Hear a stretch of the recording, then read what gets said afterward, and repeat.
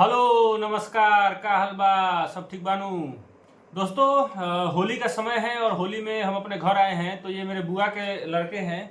ये भी जो है अभी इंटरमीडिएट या तो पास किए हैं इसमें से एक, और एक जो है पास करने वाले हैं। तो ये बार बार फोन करके पूछते रहते हैं कैसे तैयारी किए, क्या क्या अलग अलग, ये हमेशा मतलब कुछ ना कुछ पूछते ही रहते हैं।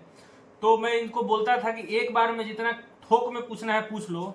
तो आज उसी का जो है एकदम नेचुरल एक्सप्लेनेशन, शुद्ध एक्सप्लेनेशन रैपिड फायर राउंड में होगा। इन लोगों का क्वेश्चन होगा और मेरा जवाब होगा, जो कि उसमें कुछ मेल मिलावट, जिसमें कि कुछ मिलावट नहीं होगा, जो होगा सब ओरिजिनल होगा। तो चलिए, आपका क्या नाम हुआ, थोड़ा सा बता दीजिए। मेरा नाम राजा कुमार है और मैं अभी 10वीं क्लास में आया हूँ। आपका क्या नाम है? मेरा नाम अंकित राज है और मैं अभी भी इंटरमीडिएट पास किया हूँ और अभी मैं एसएससी एमटीएस की तैयारी कर रहा हूँ। ताहा का नाम हो? आशुतोष। तो इसमें बोलिए क्या नाम है आपका? आशुतोष। चलिए तो शुरू कीजिए। तो मेरा पहला सवाल ये था कि आपका पहला रिजल्ट का जो रिएक्शन था वो कैसा था? पहला रिजल्ट का रिएक्शन जो था, जैसे उस समय एमटीएस 2016 मैंने दिया था, जो कि 2019 में मेरी ज्वाइनिंग हुई थी और 2018 में उसका जो है रिजल्ट आया था। उसमें ये हुआ था कि 2018 में जो एमटीएस का रिजल्ट आया था, उस समय उसके पहले थोड़ा सा मैं बहुत टेंशन में आ गया था। रीजन ये था कि मेरा स्कोर बहुत ही बढ़िया था, लग गया था कि कहीं ना कुछ मिल जाएगा। लेकिन मैंने एक गलती कर दिया था। गलती ये किया था कि मैंने जब उस समय डिस्क्रिप्टिव होता था, तो डिस्क्रिप्टिव में क्या होता था ना कि मैं हिंदी में साइन कर दिया था, जो हिंदी में ही लिखा था, जो लेटर था वो हिंदी में लिखा था। और जो उसका आता है जो अटेंडेंस सीट, उसमें मैंने इंग्लिश में साइन किया था। तो इस तरीके का मतलब एक टेंशन हो गया था कि लोग बोलते थे कि तुम्हारा यूएफएम हो जाएगा।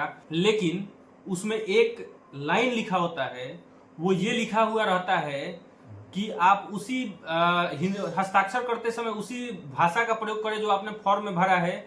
वो जो है कमीशन कॉपी में होता है, सब जगह नहीं होता है। तो कमीशन कॉपी में मैंने उसी माध्यम का इस्तेमाल किया था। सिर्फ डिस्क्रिप्टिव वाले में ऐसा मैंने किया था कि हिंदी में कर दिया था, तो वो डर था, जिसके कारण बहुत ज्यादा टेंशन में था। सब लोगों को लगता था कि अब हो जाएगा, मेरे अंदर बहुत डर था, मतलब बहुत नर्वस था। मैं दूसरे किसी व्यक्ति को बोला था कि आप देख के बताइए कि हम पास किए हैं कि नहीं किए हैं। बहुत जगह अलग अलग जगह पूछे भी थे, तो कोई बोलता था कि हो जाएगा, कोई बोलता था कि नहीं होगा, तो और टेंशन हो जाता था। कोई बोलता था कि होल्ड पे डाल देगा, ज्यादा से ज्यादा होगा तो होल्ड पे डाल के फिर से आपको बुलाएगा एसएससी। मेरा दूसरा सवाल ये था कि टीचर से पढ़ना चाहिए या फिर सेल्फ स्टडी करनी चाहिए? सेल्फ स्टडी तब करना चाहिए जब आपका कॉन्सेप्ट क्लियर हो। जब तक आपका कॉन्सेप्ट ही नहीं क्लियर होगा तो टीचर से मतलब सेल्फ स्टडी आप कैसे कीजिएगा? सेल्फ स्टडी के लिए आपका कॉन्सेप्ट क्लियर होना चाहिए। जैसे अगर हम लोग बोलेंगे 5 का टेबल सुनाइए, तो 5 का टेबल पहले कभी आपको किसी ने समझाया होगा कि ऐसे याद करते हैं, तब जाके आप उस चीज को रटे होंगे, बार बार पढ़े होंगे, बनाए होंगे, लिखे होंगे। तो बिना एक बार टीचर से पढ़े सेल्फ स्टडी कितना भी कीजिएगा तो मुझे नहीं लगता कि मुमकिन है। अगर 6ठी से लेकर 12वीं तक अगर अच्छे से पढ़ा जाए तो?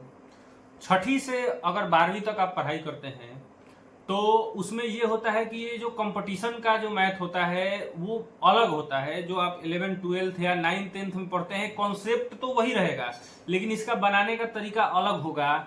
इसमें जो है शॉर्टकट वे में कैसे बनाया जाए, वहां पे जो है कॉन्सेप्ट में बनाया जाता है। पूरा थोरोली आपको 10 में 10 नंबर लाने हैं, तो उसको आपको पूरा 1.5 पेज में बनाना होगा। जब वही चीज आप कंपटीशन के लिए पढ़ेगा तो हो सकता है कि आपको 2 लाइन में आंसर आ रहा हो, ये भी हो सकता है कि ऑप्शन से आंसर आ रहा हो। तो ये सब जो है आपको पहले कॉन्सेप्ट डेवलप करना पड़ेगा। इसके लिए आप जो है कोई यूट्यूब पे टीचर को फॉलो कर लीजिए, या कोई बुक है क्लास नोट्स वगैरह, तो उससे आप कर सकते हैं। लेकिन अगर ये सोच रहे हैं कि आप सीधे 6ठा से आए हैं 10 12th तक बढ़िया से पढ़ के, तो ये पॉसिबल नहीं है। और जो है आपने गवर्नमेंट जॉब की तैयारी की, तो आपको मतलब रास्ता कहाँ से मिला कि हाँ मुझे करना चाहिए, इस चीज़ में जाना चाहिए? जब मैं इंटरमीडिएट पास किया तो उसके बाद जो है मेरे पास कोई ऑप्शन ही नहीं था। मतलब ये है कि जिस जगह से मैं बिलोंग करता हूँ वहाँ पे अगर आप इंटरमीडिएट पास किए हैं तो आपके पास अगर कोई तैयारी करनी है तो उस समय का तो सिर्फ यही था कि गवर्नमेंट जॉब का तैयारी करना है। ना कोई इंडस्ट्री है, अभी भी नहीं है, उस समय भी नहीं था। या फिर जो बीकॉम या दूसरा जो क्षेत्र जो कॉमर्स का होता है, अकाउंटिंग का होता है, या फिर बीटेक वगैरह का होता है, तो उतना मेरा उस समय लेवल नहीं था या फाइनेंशियल सिचुएशन उतना अच्छा नहीं था कि मैं बीटेक वगैरह का सोच सकूं। तो सीधे तौर पे दिमाग में ही था कि जनरल कंपटीशन का तैयारी करना है। और आप स्टडी टाइम को मैनेज कैसे करते थे? जैसे कि बहुत बार हम पढ़ते हैं और फिर थोड़ी देर में उठ जाते हैं, तो आपके साथ ऐसा होता था कि हमारे साथ ही हो रहा है? इसका जो है मैं एक बहुत ही अच्छा एग्जाम्पल दूंगा कि एक मैंने कोट्स पढ़ा था कि show me your circle, I will show you your future. आप अपना सर्कल दिखाइए, मैं आपको आपका फ्यूचर दिखा दूंगा कि आपका फ्यूचर कैसा है, आपके आसपास के लोग कैसे हैं, आपके जो दोस्त हैं वो कितना घंटा पढ़ते हैं। तो मेरे सारे जो दोस्त थे वो मुझसे तो ज़्यादा ही पढ़ते थे, तो मजबूरी में मुझे पढ़ना पड़ता था, क्योंकि अगर उनके साथ अपनी दोस्ती को कायम रखना है तो मुझे पढ़ना पड़ेगा। और सभी के सभी जो है अच्छे जो है वेल सेटल्ड हैं। कुछ लोग तो ऐसे हैं कि मेरे से 2-3 साल पहले सेटल्ड हो गए थे, लेवल 7 4600 ग्रेड पे कोई जीएसटी इंस्पेक्टर, कोई एएसओ इन सीएसएस, कोई एएसओ इन एमईए। तो ये एक दबाव था कि इनके साथ दोस्ती मेंटेन रखना है। अगर मान लीजिए कि आपने 24 घंटे आपका रूटीन कैसा रहा, या एक सप्ताह पे या 5 दिन पे आप एक बार इनसे बात करेंगे, तो आप क्या बात करेंगे? अगर मान लीजिए कि 4 दोस्त जो क्रिकेट खेलते हैं वो क्रिकेट के बारे में बात करेंगे, कोई फिल्म देखने जाता है तो फिल्म के बारे में, बहुत अच्छा फिल्म है कुछ भी, इनसे हमारा बात इसी क्षेत्र पे होता था कि आज 500 मैथ जो है इस सप्ताह में बनाए हैं, तो ये चैप्टर में इस क्वेश्चन में फंस गया, ये वाला जो चैप्टर है इसका इस कॉन्सेप्ट का कोई दूसरा तरीका आपके पास है क्या? तो इस तरीके का जो होता है ना, एक सर्कल अपना पहले डेवलप कीजिए कि आप ऐसे ऐसे लोगों के साथ रहिएगा जिससे आप हमेशा बूस्ट होते रहिएगा। कहने का मतलब है कि वैसे आपको माहौल बनाना पड़ेगा कि वो पढ़ाई का हो, तभी आपका स्टडी आवर बढ़ जाएगा। वो मत करो, हे में देखो आना तो हट जाए। और आप क्या सोशल मीडिया से डिस्ट्रैक्ट होते थे? जैसे बहुत से यूट्यूब हो गया, फेसबुक हो गया, इंस्टाग्राम, तो आपके साथ ऐसा होता था? सोशल मीडिया से डिस्ट्रैक्शन होता था तो इसका मैं एक टारगेट बनाता था। जैसे मान लीजिए कि कभी खूब डिस्ट्रैक्शन हो रहा है तो उस दिन को मैं मान लेता था जैसे 2 महीने 1 महीने पे कि आज जितना डिस्ट्रैक्शन है कर लीजिए। फेसबुक चलाना है भरपेट चला लीजिए, मतलब 1 घंटा 1.5 घंटा 2 घंटा, हो सकता है दिन भर कुछ नहीं पड़े, आज खाली फेसबुक के चला रहे हैं, इंस्टाग्राम चला रहे हैं, फोटो डाल रहे हैं, कुछ भी कर रहे हैं, खूब चला लिए। उसके बाद एकदम फाइनल था कि आज जितना चलाए हैं कल से नहीं चलेगा, सीधे अकाउंट डीएक्टिवेट कर देते थे। मतलब ऐसा नहीं कि अनइंस्टॉल, डीएक्टिवेट। और डीएक्टिवेट करने के बाद सीधे 2 महीना 3 महीना 4 महीना तक, जब तक कि एग्जाम खत्म नहीं हो जाता है, सीधे डीएक्टिवेट का मतलब डीएक्टिवेट है भी तो लॉगिन नहीं करना है, इस तरीके का मेरा था। एग्जाम दे लिए, एग्जाम देने के बाद जैसे ही एग्जाम से निकले तो सबसे पहला काम होता था कि अब जो है माइंड को फ्रेश करना है, शांत करना है, रिलैक्स करना है आंसर की आने तक, फिर इंस्टॉल, फिर 3-4 दिन खूब चला रहे हैं, तब तक एकदम सोशल मीडिया गायब। मतलब ये था कि एक कहावत है, एक मीम्स है, अंडरग्राउंड होने का समय आ गया है। तो उस तरीके से पढ़ाई होता था कि व्हाट्सअप अनइंस्टॉल, या है भी तो व्हाट्सअप में एक सेटिंग आता है, सेटिंग में उसमें ये होता है कि आप जो है उसको नेट लॉक कर दीजिए, आपके मोबाइल में इंटरनेट चलते रहेगा, व्हाट्सअप पे मैसेज नहीं आएगा, मैसेज नहीं आएगा, आप डिस्ट्रैक्ट नहीं होइएगा। इसी तरीके से फेसबुक में है तो फेसबुक को आप जो है वो कर लीजिए, लॉक कर दीजिए, या उसी तरीके से नेट के माध्यम से, या सीधे आप उसको डीएक्टिवेट कर दीजिए। 2-3 महीने 1 महीने जितने दिन का समय, एकदम सारे तरीके से डिस्ट्रैक्शन से दूर। जैसे आप लोग देखे होंगे टांगा चलता है तो टांगा में जो घोड़ा होता है, घोड़ी होती है, उसको ऐसे लगाया रहता है एकदम सीधे, नहने देखना है, नहने देखना है, एकदम ऐसे सीधे देखना है। उस तरीके का कॉन्सेप्ट होता था सोशल मीडिया को लेके। और क्या, जैसे हम गवर्नमेंट जॉब की तैयारी करें तो जैसे 12वीं के बाद बहुत से बच्चों को पैसों की दिक्कत पड़ती है, तो दूसरा काम कर सकते हैं पढ़ाई के साथ साथ? अगर पढ़ाई के साथ साथ तैयारी करना है तो सबसे अच्छा उपाय है कि आप ट्यूशन पढ़ाइए। उससे आपको ये फायदा हो सकता है कि आपके सिलेबस में कुछ फायदा हो जाएगा, और साथ ही साथ जो है आप एक प्रेस्टिजियस काम कर रहे होंगे, आप मेंटली जो है वहाँ पे दिमाग लगा रहे होंगे, तो फिजिकली इतना ना ज़्यादा मेहनत कर लीजिएगा कि जो है आप फिर उसके बाद जो है नहीं कर पाइएगा। तो मैं तो वही करता था, ट्यूशन पढ़ाता था 1-2 घंटा। उसमें ये होता है कि पर्याप्त छुट्टी भी मिल जाएगा, छठ का छुट्टी, दिवाली का छुट्टी, दशहरा का छुट्टी, नॉर्मल छुट्टी, संडे वाला छुट्टी। कभी अपना खेती है, कभी मन किया 4 दिन बंद कर दिए, फिर उसके बाद कभी 2 घंटा ज़्यादा पढ़ा दिए, संडे को बुला के पढ़ा दिए, तो उसको अपने हिसाब से मैनेज कर सकते हैं। लेकिन कोई दूसरा काम कीजिएगा तो फिर आपको उस ऑफिस के हिसाब से, उस व्यक्ति के हिसाब से आपको चलना पड़ेगा। और एक और सवाल ये था मेरा कि जैसे कि आपने स्टडी करने के दौरान कौन कौन सी मुसीबतों का सामना करना पड़ा था? मुसीबत का सामना जो सबसे ज़्यादा वो रहता था कि लगता था कि नौकरी होगा तो होगा कि नहीं, एक सपना लगता था। सपना का मतलब जैसे एक बार मैं गया फोटो खिंचवाने, तो मेरे नाम में जैसे जनरली श्रीवास्तव के नाम में टीए भी होता है, मेरे नाम में स्कूल के टीचर ने TWA कर दिया था। तो बोल रहे हैं कि यह सब जो है ज्योतिष ज्ञान है, इसी के कारण नौकरी नहीं होता है। ऐसे ऐसे जो है लोग कुछ बोल देते थे, तो एक टेंशन हो जाता था। कोई हाथ का इसे देख के बता रहा है कि तुम्हारे में नौकरी नहीं लिखा हुआ है, कोई कुछ, तो ये सब जो है कोई 4 गो अंगूठी पहने हुए है, तो ये अलग अलग जो है डर होता था। लगता था कि सही में हमारे में किस्मत में नहीं लिखा हुआ है क्या, लेकिन लगता था कि ये सब चीज़ बकवास है, मेहनत कीजिए। क्योंकि जब आंसर की आता था तो अपने आप से आवाज़ आता था कि मैं फेल हुआ हूँ तो इसमें मेरी गलती है, या तो मेरा उस तरीके का लेवल अभी नहीं पहुँचा है, या फिर हो सकता है कि मुझे और तैयारी करने की ज़रूरत है। ये चीज़ जब खुद में जब रियलाइज होने लगेगा, एक्सक्यूज से नहीं होगा कि मैं जो है 10 दिन तक वहाँ था, 15 दिन तक यहाँ था, बीमार था, ये सब एग्जाम में ऑप्शन नहीं आता है। ऑप्शन में जो 4 गो आता है उसी में आपको टिक लगाना होता है। तो उस चीज़ को जिस दिन एक्सेप्ट कर लीजिएगा कि मैं जो है मैथ को ज़्यादा पढ़ता था, रीजनिंग कम पढ़ता था, जो आपके एक सिलेबस में है उसको उस हिसाब से बराबर बराबर समझ दीजिए। आपका जब सीजे का रिजल्ट आया तो उस रिजल्ट डे रिएक्शन आपका क्या था? आपको अंदर से कैसा फील हो रहा था? अंदर से नर्वस थे या नहीं थे आप? CGL का जो रिजल्ट आया था तो उस समय पहले से 2 साल तक जॉब में था, तो मैंने आपको MTS वाला कहानी बताया कि उस समय बहुत ज़्यादा नर्वस था। CGL वाले में कोई खास नर्वसनेस नहीं थी, क्योंकि रैंक IQ के माध्यम से मेरा रैंक पता चल गया था कि ऑलमोस्ट रैंक ये आने वाला है। उस बेस पे RTI के बेस से मुझे पता चल चुका था कि इस जोन में इनकम टैक्स की इतनी वैकेंसी है, ये इसकी इतनी वैकेंसी है, तो उस बेस पे मुझे कौन सा डिपार्टमेंट, कौन सा जोन मिल सकता है, ऑलमोस्ट कहानी क्लियर थी। तो ज़्यादा कन्फ्यूजन नहीं था। और पहले से जब आप जॉब में चल जाइएगा तो उतना ज़्यादा जो है 2-3 साल काम करने के बाद एक एक्साइटमेंट का जो एक बहुत बड़ा लेवल होता है वो नहीं था। उसमें हो रहा था कि आज रिजल्ट आएगा, कल रिजल्ट आएगा, तो कुछ क्लियर नहीं था। तो ऐसे ही हम लोग टेलीग्राम यूज़ कर रहे थे, तो एक व्यक्ति बोला कि आज ही आएगा, एकदम मैं चैलेंज लगा दूंगा। तो अब उस चक्कर में मुझे जगना पड़ा, नहीं तो 9 बजे तक मैं सो जाता था, 9-10 बजे तक। तब तो 11 बजे के आसपास रिजल्ट आया था। लेकिन जब रिजल्ट आया तो उसके बाद जो है फ़ोन आना चालू हो गया, कहीं से कोई फ़ोन कर रहा है, कहीं से कोई फ़ोन कर रहा है, तो फिर रात भर नहीं सो पाया था। और अब मैं आपसे एक सवाल पूछना चाहता हूँ कि ट्रेनिंग के दौरान, जो ट्रेनिंग ड्यूरिंग जो आप टाइम स्पेंड किए हैं अपने ट्रेनिंग में, उस समय आपको कैसा फील हो रहा है ट्रेनिंग से आने के बाद? ट्रेनिंग का जो शेड्यूल है वो मैं फिर इसमें एक लाइन बोलूँगा। जैसे मैं पहले इनकम टैक्स का ट्रेनिंग देख चुका हूँ, तो कुछ ज़्यादा पहले से तो खास एक्साइटमेंट था नहीं, क्योंकि वहाँ पे भी मैं MTS और TA में रह चुका था दिल्ली में।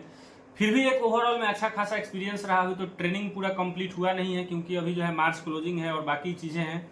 फिर जब दूसरे लेवल पे आएंगे तो अभी ट्रेनिंग का और लेवल बढ़ेगा। अभी तो बेसिकली एक दिन इनॉग्रेशन प्रोग्राम हुआ, उसका बस पढ़ाया ही गया।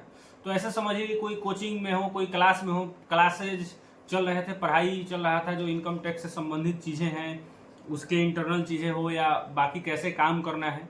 और भी जब होता है, जब इंडस्ट्रियल विजिट होगा, सर्च, मॉक सर्च होगा या बाकी का जो होगा, तो उसका मैं वीडियो भी बनाऊंगा और उसको भी डालूंगा। ओवरऑल में एक अच्छा खासा एक्सपीरियंस रहा है। लेकिन जब पूरा कहानी वो होता है ना, जो कहानी एक पीक पे जाता है, तो अभी वो नहीं हुआ है। अभी बस पढ़ाई पढ़ाई ही चला है। जब सेकेंड राउंड का जब ट्रेनिंग शुरू होगा तो शायद कुछ और अच्छा हो। आपको अपने ऑफिस में कैसा लग रहा है? आपका ऑफिस का विजन क्या है? जब आपने ऑफिस को पहली बार विजिट किया तो आपको कैसा अंदर से लगा? जैसे ऑफिस का भी है, तो ये तो बिहार है, मैं दिल्ली में रहा हूँ। दिल्ली में जैसे वहाँ का जो ऑफिस था और यहाँ के ऑफिस में काफ़ी अंतर है। वहाँ एक ऑफिस है सिविक सेंटर, जहाँ मेरी पहली पोस्टिंग हुई थी, वो 27 फ्लोर का है। उसका जब 28वें फ्लोर पे आप चढ़ जाइएगा, 27 के बाद 28वां जो मतलब है उस पर टॉप फ्लोर पे, तो वहाँ से कार जो है इतना छोटा छोटा और बस जो है इतना छोटा छोटा मक्खी के तरह दिखाई देता है। मैं इसमें एक वीडियो लगा दूंगा उसका या फोटो लगा दूंगा। तो और उसके बाद इधर देखिए तो लाल किला दिखाई दे रहा है, इतना छोटा लाल लाल ऐसे एकदम। उधर देखिए तो इंडिया गेट दिखाई दे रहा है। तो उस कंपेयर में यहाँ का तो ऑफिस उतना कुछ खास नहीं लगा या इंफ्रा, लेकिन ओवरऑल में अच्छा खासा एक्सपीरियंस है। छोटे शहर में रहिएगा तो जो है और ज़्यादा जो है रिकॉग्निशन मिलता है। वहाँ पे ऐसे आप रोड पे चल रहे हैं, घूम रहे हैं, तो उसके कंपेयर में ये ठीक है। ओवरऑल में दोनों का जो है अलग अलग प्रोस एंड कॉन्स है, दोनों ऑफिस बढ़िया है। आपको अपने काम करने के दौरान कैसा फील हो रहा है? मतलब आपने इनकम टैक्स डिपार्टमेंट पे ज्वाइन किया तो उसके दौरान जो आपको वर्क मिला है उसको काम करके आपको कैसा फील हो रहा है? काम के दौरान जो है सबसे बढ़िया फीलिंग ये आता है कि हम रिवेन्यू जेनरेटर हैं। जैसे मान लीजिए रिवेन्यू जनरेट के पॉइंट ऑफ व्यू से मैं ये बोल रहा हूँ, आसपास में बिल्डिंग बन रहा है, गवर्नमेंट बिल्डिंग, रोड बन रहा है, इंफ्रास्ट्रक्चर आ रहा है, तो लगता है कि हाँ हम लोग टैक्स कलेक्ट करते हैं, ईमानदारी पूर्वक काम को करते हैं, जिसका फायदा यहाँ पे दिख रहा है। तो ये चीज़ जो है काफ़ी अपने आप में अच्छी फीलिंग लाता है कि जो है आप जो है कोई काम कर रहे हैं और उसका नतीजा आपको दिख रहा है, डिपार्टमेंट फेसलेस हो चुका है, इसका भी जो है अब कोई इधर उधर का कुछ सोच नहीं सकता है। काफ़ी अच्छा और बहुत ही मज़ा आता है काम करने में। लगता है कि हाँ हम टैक्स को जो है मतलब कलेक्ट कर रहे हैं, रेवेन्यू जनरेट कर रहे हैं। जैसे बहुत सारे डिपार्टमेंट जो है वो रेवेन्यू एक्सपेंडिचर होता है, व्यय होता है, जैसे कोई गवर्नमेंट का स्कीम है, कोई मिनिस्ट्री है वो गवर्नमेंट के स्कीम को चला रही है, तो उसके लिए इतना करोड़ का बजट है, तो उनको जो है पैसा देना पड़ता है और हम लोग जो है उसी पैसे को हम लोग कलेक्ट करते हैं, जनरेट करते हैं, जिसका वो जो है अलग अलग वेलफेयर स्कीम, अलग अलग काम में जो है खर्च होता है। भारत में अगर 100 रुपये की कमाई होती है तो उसमें से 19 रुपया इनकम टैक्स से आता है, जो कि किसी भी प्रकार की कमाई से सबसे ज़्यादा है। 18 रुपये जीएसटी से आता है। तो ये अपने आप में जो है एक प्राउड फीलिंग होता है कि हम रेवेन्यू जनरेटर हैं। और आपको जो है ड्यूटी के दौरान कार ऐसी सुविधाएं कब मिलती हैं? इस चीज़ को मैंने एक अलग शॉर्ट्स वीडियो में बताया था। कार जो है ये एक ऑफिशियल व्हीकल होता है, ऑपरेशन व्हीकल होता है। ये जो है पर्सनल यूज के लिए नहीं होता है। ये सीआईटी लेवल से जब आप यूपीएससी से ज्वाइन कीजिएगा तो आपको जो है ये पर्सनल यूज के लिए मिल सकता है, नहीं तो आपको ऑफिशियल व्हीकल के रूप में आपको कहीं जाना है, ऑफिस के कार्य से, रेड पे जाना है, सर्च पे जाना है, उस केस में आपको कार मिल सकता है। जैसे भी इलेक्शन ड्यूटी आएगा तो वहाँ पे आपको जो है कहीं पे जाना पड़े तो आपको मिल सकता है, नहीं तो ऐसा नहीं कि आप पर्सनल यूज के लिए घूम रहे हैं। और वहाँ पे ड्रेस सेंस क्या होता है? जैसे क्या ड्रेस सेंस जो है अपने आप में, आप मान लीजिए आप इंस्पेक्टर हैं तो कुछ भी पहन के तो नहीं जा सकते हैं। पहनने के लिए लोग जीन्स पहन के भी आते हैं, टी शर्ट पहन के भी आते हैं, लेकिन अपना एक आप मेंटेन करके रखिए कि हाँ आप लगे कि हाँ आप एक इंस्पेक्टर हैं, आप एक गवर्नमेंट ऑफिशियल हैं। ऐसे रोड छाप आदमी तो है नहीं कुछ भी पहन के चले गए। I mean formal dress. हाँ फॉर्मल ड्रेस ही ज़्यादातर चलता है, मैं भी वही यूज करता हूँ। और कुछ क्वेश्चन जितना तुम लोग पूछते हो कि भैया ये बता दीजिए ऐसे कैसे तैयारी की, जितना है सब। बिगिनर को कितने घंटे पढ़ने चाहिए? बिगिनर को जो है आपको जितना समय मिले पहले आदत लगाना चाहिए। धीरे धीरे धीरे धीरे जो है सीढ़ी पे चढ़ने का, यह एक सीढ़ी पे चढ़ने का मतलब एक प्रोसेस है। पहले 15 मिनट से स्टार्ट कीजिए, 1 घंटे 2 घंटे 3 घंटे, दिन भर में जितना आपका क्षमता है, जितना आपके पास टाइम है सब झोंक दीजिए। पढ़ाई के दौरान ब्रेक लेते रहिए। जैसे मान लीजिए आप 12 घंटे ही पढ़ रहे हैं, 10 घंटे ही पढ़ रहे हैं, तो उसको पहले स्लॉट में बांटिए कि 1-1 घंटा 2-2 घंटा का 4 स्लॉट है। हर 1 घंटा में कोशिश कीजिए कि आप जो है 10 मिनट अपने दिमाग को ब्रेक दे रहे हैं।